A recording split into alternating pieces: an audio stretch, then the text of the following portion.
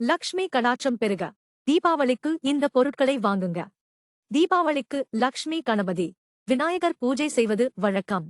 இதில் முழு முதற்கடவுளான விநாயகர் செல்வச் செழிப்புடன் ஞானத்தையும் புத்தியையும் தருகிறார்.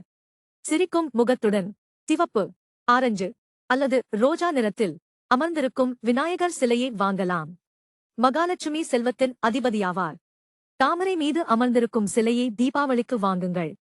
சிலைக்கு பதிலாக லக்ஷ்மி கணபதி படம் அல்லது மகாலட்சுமி படம் ஆகியவை வாங்கலாம்.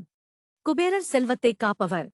உங்கள் வீட்டிற்கு அதிக செல்வத்தை ஈர்க்க செம்பு, மார்பில், வெள்ளி போன்ற உலோகங்களில் உங்கள் வசதிக்கு ஏற்ப தீபாவளிக்கு ஒரு குபேரர் சிலையை வாங்கலாம். தீபாவளி அன்று பூஜை அறையில் லட்சுமி தேவிக்கு தாமரை மலரை அர்ப்பணிக்கவும். மகாலட்சுமியின் அம்சம் தாமரையில் இருப்பதால் லக்ஷ்மியின் அருள் என்றென்றும் நிறைந்திருக்கும். தீபாவளியன்று துடைப்பம் வாங்குவது மிகவும் சிறப்பானது. துடைப்பத்தில் லக்ஷ்மி தேவி வசிக்கிறார் என்பது ஐதீகம். வீட்டில் லக்ஷ்மி கடாட்சத்தை அதிகரித்து மகிழ்ச்சியான நிம்மதியான வாழ்வை தரும் பொருட்களில் ஒன்று சங்கு. தீபாவளியன்று சங்கு வாங்கி உங்கள் வீட்டு பூஜையறையில் வைப்பது மகாலட்சுமி அம்சம் என்றும் நிலைத்திருக்க உதவும்.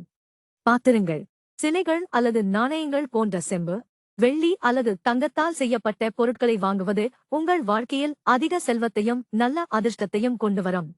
தீபாவளி அன்று சிறிய தொகையை கூட சேமிக்கலாம் அல்லது முதலீடு செய்யலாம். உண்டியலில் சேமிக்கலாம். விஷ்ணு மற்றும் லட்சுமி தேவியுடன் தொடர்புடைய தெய்வீக சக்கரம் எதிர்மறை ஆற்றலை மற்றும் செல்வத்தை ஈர்க்கிறது. 11 கோமதி சக்கரங்களை வாங்கி உங்கள் தீபாவளி அன்று பூஜையில் வைக்கவும்.